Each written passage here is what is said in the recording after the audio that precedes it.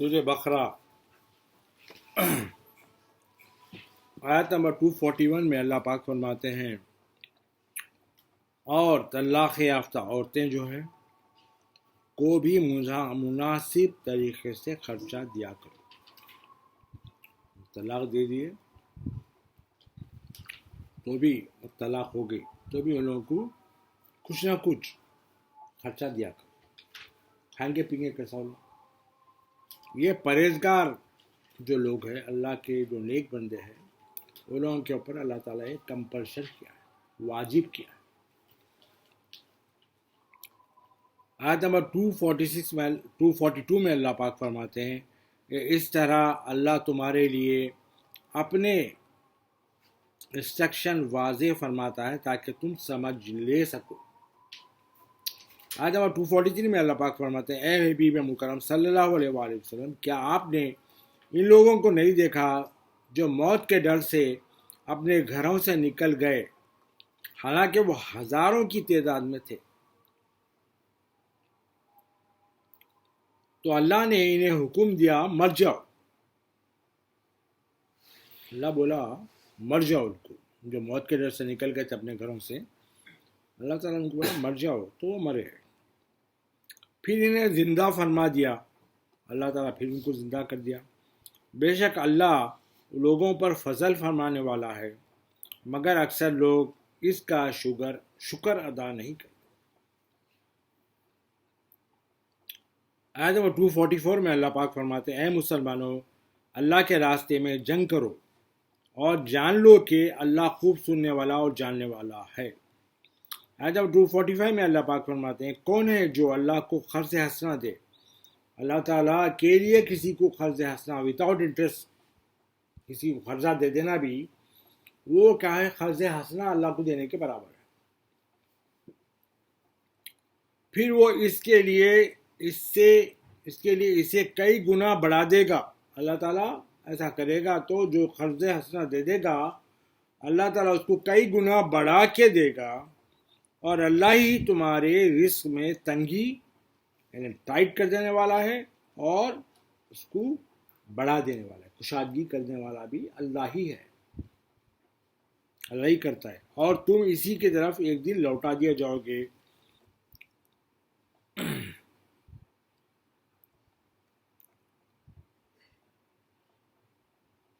آیت نمبر 246 میں اللہ پاک فرماتے ہیں، اے حبیب مکرم صلی اللہ علیہ وآلہ وسلم، کیا آپ نے بنی اسرائیل کے اس گروپ کو نہیں دیکھا جو موسیٰ علیہ السلام کے بعد ہوا، جب انہوں نے اپنے پیغمبر سے کہا ہمارے لیے ایک بادشاہ مقرر کر دے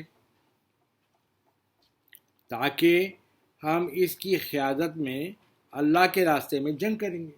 موسیٰ علیہ السلام کے جانے کے بعد یہ لوگ کیا کرے، وہ زمانے میں جو پیغمبر تھے ان لوگوں کو بولے کہ ہمارے لیے ایک بادشاہ مقرر کرو تاکہ ہم انہیں ہمارا لیڈر رہے، تاکہ ہم اس کو فالو کریں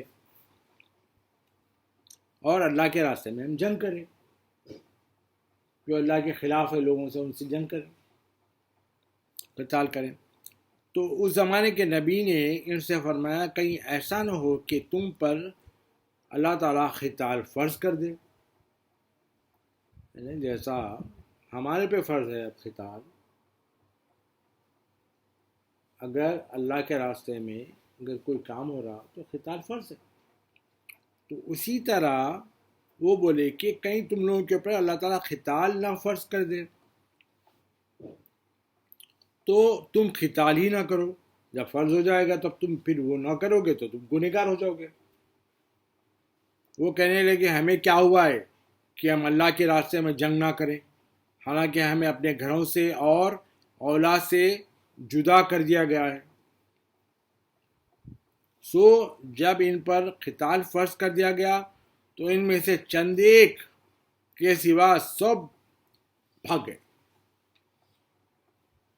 اور اللہ ظالموں کو خوب جاننے والا ہے۔ آیت نمبر 247 میں اللہ پاک فرماتے ہیں، اور ان میں سے ان کے نبی نے فرمایا بے شک اللہ نے تمہارے لیے طالوت کو بادشاہ بنا دیا ہے، so that you follow طالوت۔ تو کہنے لگے اسے ہم پر حکمرانی کیسا مل گئی، انہیں ہمارا بادشاہ کیسا بن گیا؟ حالانکہ ہم تو اس سے حکومت کرنے کے زیادہ حقدار تو ہم ہی ہیں. ہمارا حق زیادہ ہے حکومت کرنے کا طالوت کے کمپیرزن میں. تو اس زمانے کے نبی نے فرمایا بے شک اللہ نے اسے تم پر منتخب کر لیا ہے، تمہارے اوپر اس کو سلیکٹ کیا ہے اللہ نے، اور اسے علم بھی دیا ہے اللہ نے، اور جسم میں زیادہ کشادگی طاقت عطا فرما دی اس کو طالوت. اور اللہ اپنی سلطنت کی امانت جسے چاہتا ہے دے دیتا ہے، اور اللہ بڑی وسعت والا ہے اور خوب جاننے والا ہے. آیت نمبر 248 میں اللہ پاک فرماتے ہیں اور ان کے نبی نے ان سے فرمایا کہ اس کی سلطنت کے من جانب اللہ ہونے کی، من جانب اللہ ہونے کی، اس کے بادشاہ ہونے کی من جانب اللہ ہونے کی نشانی یہ ہے کہ تمہارے پاس صندوق آئے گا، اس میں تمہارے رب کی طرف سے دل کے سکون کا سامان ہوگا وہ صندوق میں، اور کچھ آل موسیٰ اور آل ہارون کے چھوڑے ہوئے تبرکات ہوں گے، یعنی موسیٰ علیہ السلام کی اولاد اور ہارون علیہ السلام کی اولاد کے چھوڑے ہوئے ان کے تبرکات ہوں گے. اور اسے فرشتوں نے اٹھایا ہوگا، اس کو فرشتے اٹھا کے لائیں گے. اگر تم ایمان والے ہو تو بے شک اس میں تمہارے لیے بڑی نشانی ہے. آیت نمبر 249 میں اللہ پاک فرماتے ہیں پھر جب طالوت اپنے لشکروں کو لے کر شہر سے نکلا، جب طالوت اپنی آرمی کو لے کے شہر سے نکلے تو اس نے کہا بے شک اللہ تمہیں ایک نہر کے ذریعے آزمانے والا ہے. اللہ تعالیٰ ایک نہر کے پاس لے جائے گا اور تم کو آزمائے گا. بس جس نے اس میں سے پانی پیا سو وہ میرے ساتھیوں میں سے نہیں ہوگا. جو نہر کے پاس جائے گا اور اگر پانی پی لیا تو انہیں میرے ساتھیوں میں سے نہیں ہوگا، جو نہیں پیے گا وہ میرے ساتھیوں میں سے ہوگا، اور جو اس کے نہیں پیے گا بس وہی میری جماعت سے ہوگا. مگر جو شخص اپنے ہاتھ سے صرف ایک چلو کی حد تک پی لے اس پر کوئی حرج نہیں، ایسا لے کے ایک چلو پی لیا اس پہ کوئی پرابلم نہیں ہے. سو ان میں سے سوائے چند لوگوں کے باقی سب نے پانی پی لیا. بس جب طالوت اور ان کے ایمان والے ساتھی نہر پار چلے گئے، نہر کراس کر کے چلے گئے تو کہنے لگے آج ہم میں جالوت اور اس کی فوجوں سے مقابلے کی طاقت نہیں ہے، یعنی ہم لوگ بہت تھوڑے ہیں. وہ جالوت جو ہے بدمعاش، اس کے مقابلے سے کرنا سے ہمارے پاس طاقت نہیں ہے. جو لوگ یہ یقین رکھتے تھے وہ شہید ہو کر یا مرنے کے بعد اللہ سے ملاقات کا شرف پانے والے ہیں.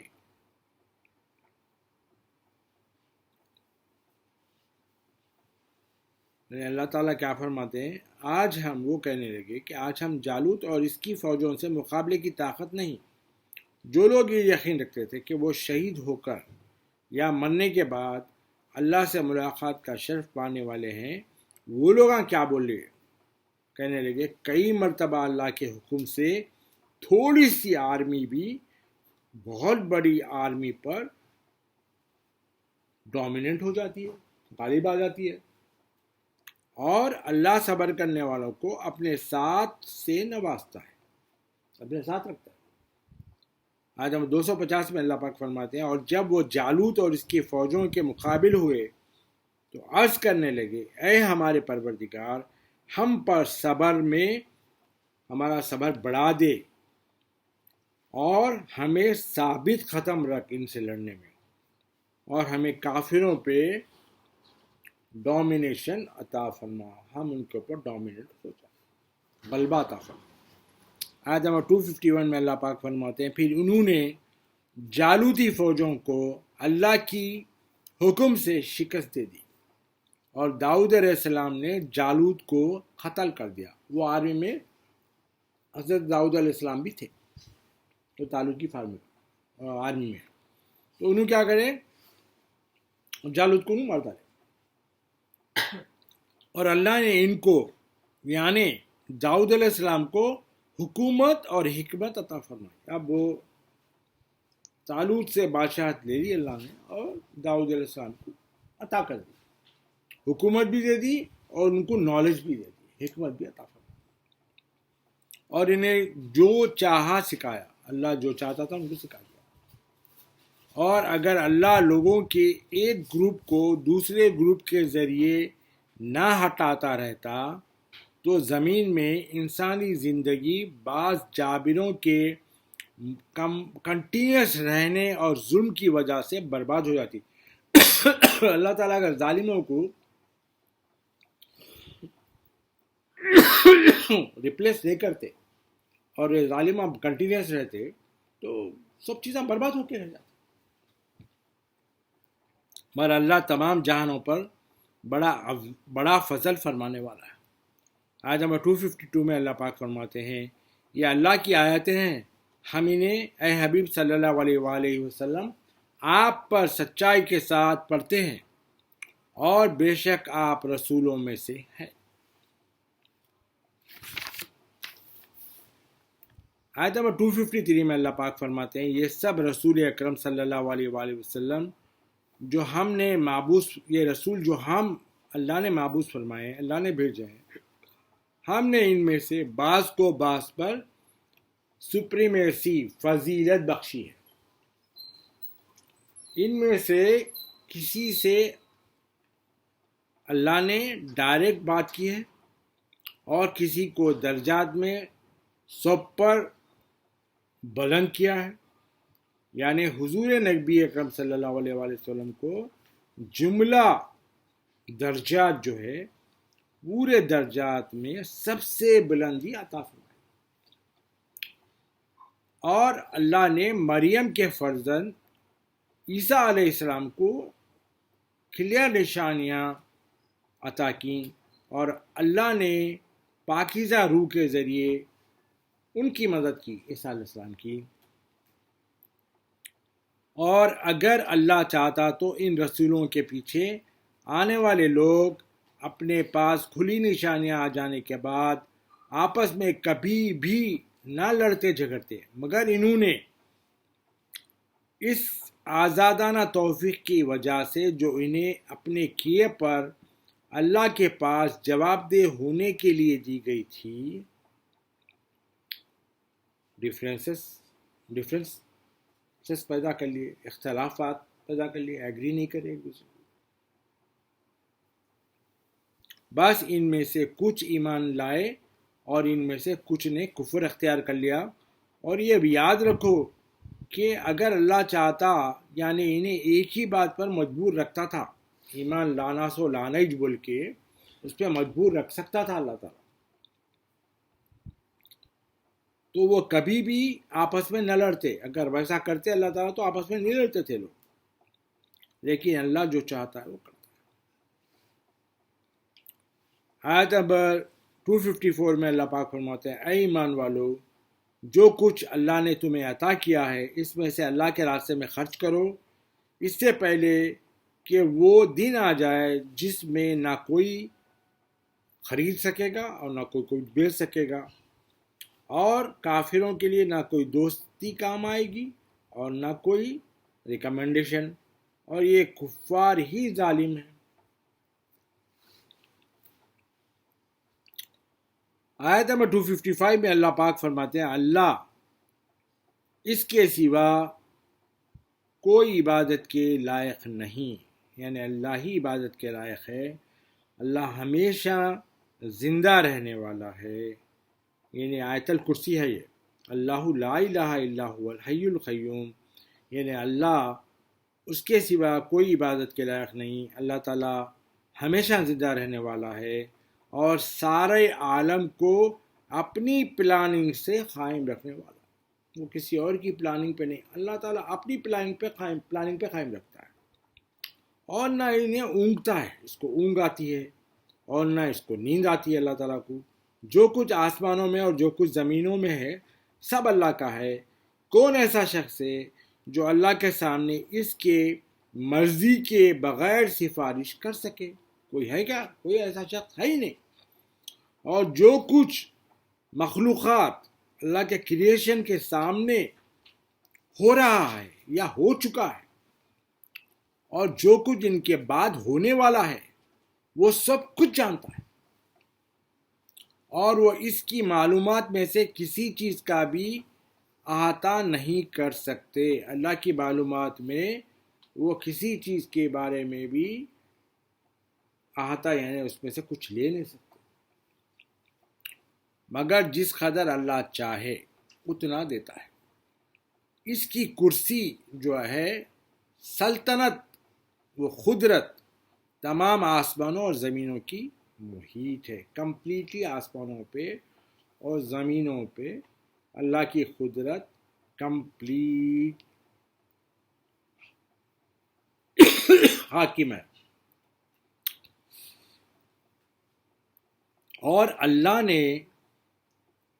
اللہ پر زمین اور آسمان کی حفاظت کرنا کوئی مشکل کام نہیں اللہ کے لیے۔ وَلَا يَؤُودُهُ حِفْظُهُمَا،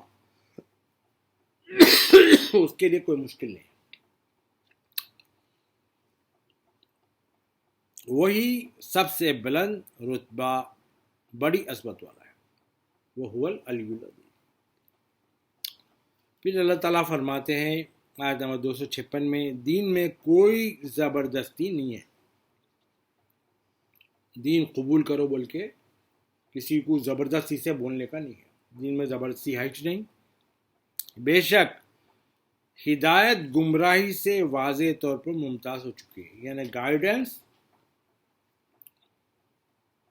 نان گائیڈنس سے سپیریئر ہے۔ سمجھے آپ؟ جو کوئی معبودان باطلہ کا انکار کر دے اور اللہ پر ایمان لے آئے تو اس نے ایک ایسا مضبوط قلعہ تھام لیا، یعنی جو لوگ بت پرستی کرنے سے یا باطلان معبود جو شیطانہ ان کے معبودہ، وہ سب کا انکار کر دیا اور اللہ پہ ایمان لا لیا، تو اس نے اپنے لیے ایک ایسا مضبوط قلعہ تھام لیا ہے جس کے ٹوٹنا ممکن نہیں ہے، اور اللہ خوب سننے والا اور جاننے والا ہے۔ آیت نمبر 257 میں اللہ پاک فرماتے ہیں، اللہ ایمان والوں کا کارساز ہے، ایمان والوں کے پورے کام اللہ تعالیٰ بناتا ہے، وہی کارساز ہے۔ وہ انہیں اندھیروں سے نکال کر نور کی طرف لے جاتا ہے، ایمان والوں کو اندھیروں سے نکال کر نور کی طرف لے جاتا ہے۔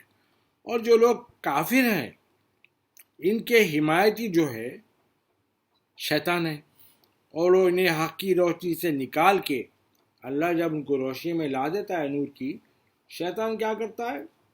ان کو حق کی روشنی سے نکال کے باطل کے اندھیروں کی طرف لے کے چلے جاتا ہے۔ پھر یہی لوگ جہنمی ہیں اور وہ اس میں ہمیشہ رہیں گے۔ آیت نمبر 258 میں اللہ پاک فرماتے ہیں، اے حبیب مکرم صلی اللہ علیہ وآلہ وسلم، کیا آپ نے اس شخص کو نہیں دیکھا جو اس وجہ سے کہ اللہ نے اسے سلطنت دی تھی، اللہ نے اس کو حکومت دی تھی، گورنمنٹ دی تھی، ابراہیم علیہ السلام سے خود اپنے رب ہی کے بارے میں جھگڑا کرنے لگا۔ نمرود جو بادشاہ تھا، اللہ نے دی تھی اس کو بادشاہ، وہ اللہ کے نبی سے ابراہیم علیہ السلام سے جھگڑا کرنے لگا اپنے ہی رب ہونے کے بارے میں، خود اپنے ہی، یعنی میں رب ہوں بول کے جھگڑا کرنے لگا۔ جب ابراہیم علیہ السلام نے کہا میرا رب وہی ہے جو زندہ بھی کرتا ہے اور مارتا بھی ہے، تو انہیں جواباً کہنے لگا نمرود، میں بھی زندہ کرتا ہوں اور میں بھی مارتا ہوں۔ تو ابراہیم علیہ السلام نے کہا بے شک اللہ سورج کو مشرق کی طرف سے نکالتا ہے، تو اسے مغرب کی طرف سے نکال کے بتا۔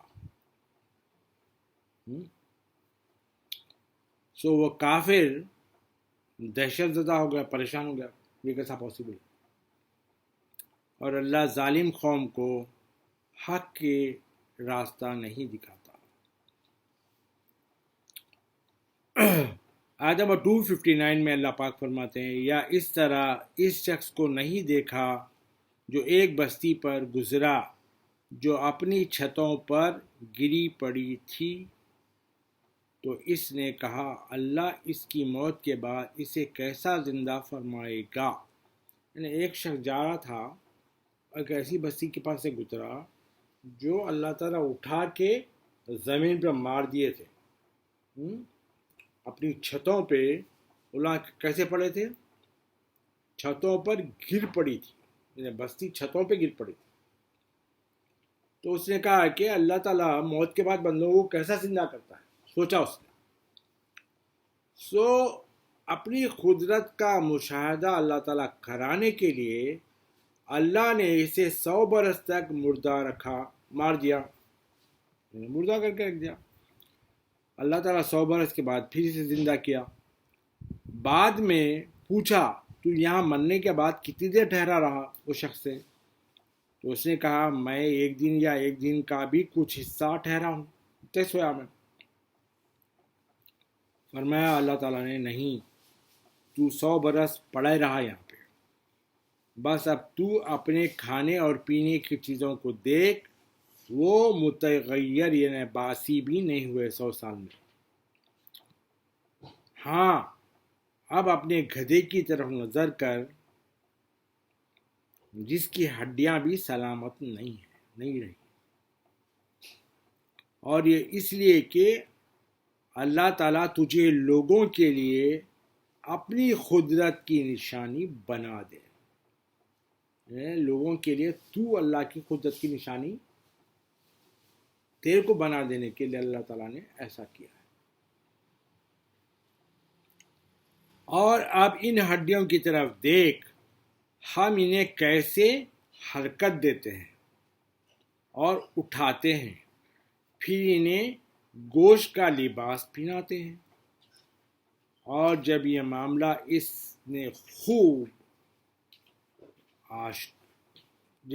خوب اس کے اوپر آشکار ہو گیا، یعنی سب دکھ گیا، تو بول اٹھا میں مشاہداتی یقین سے جان گیا ہوں، میں دیکھ کے یہ جان گیا ہوں کہ بے شک اللہ ہر چیز پر خوب قادر ہے۔ اور یہ واقعہ حضرت اویس علیہ السلام کا ہے۔ آیت نمبر 260 میں اللہ پاک فرماتے ہیں اور وہ واقعہ بھی یاد کریں جب ابراہیم علیہ السلام نے عرض کیا اے میرے رب مجھے دکھا دے کہ تو مردوں کو کس طرح زندہ فرماتا ہے۔ ارشاد ہوا کیا تم یقین نہیں رکھتے؟ تو ابراہیم علیہ السلام نے عرض کیا کیوں نہیں میرے پروردگار، یقین رکھتا ہوں، لیکن چاہتا ہوں کہ میرے دل کو بھی خوب سکون نصیب ہو جائے۔ اللہ تعالیٰ کا ارشاد ہوا سو تم 4 پرندے پکڑ لو، پھر انہیں اپنی طرف یعنی ان کے ساتھ بہت مانوس کر لو، یعنی ان کو ٹرین کر لو، آواز دیے تو آ جانا، الگ الگ نام رکھے تو نام سے پکارے تو آ جانا، ایسا مانوس کر لو۔ اس کے بعد ان لوگوں کو کاٹو، ذبح کر دو، ان کا ایک ایک ٹکڑا ایک ایک پہاڑ پر پھینک دو۔ اس کے بعد پھر انہیں بلاؤ، نام سے پکارو، وہ تمہارے پاس دوڑتے ہوئے آ جائیں گے، اور جان لو کہ یقیناً اللہ بڑا غالب، بڑی حکمت والا ہے۔ یعنی اللہ تعالیٰ کو بہت نالج ہے، اور اللہ تعالیٰ بہت بڑا ڈومیننٹ ہے، اس سے ڈومیننٹ کوئی نہیں، زیادہ کوئی نہیں ہو سکتا ہے اس کائنات میں۔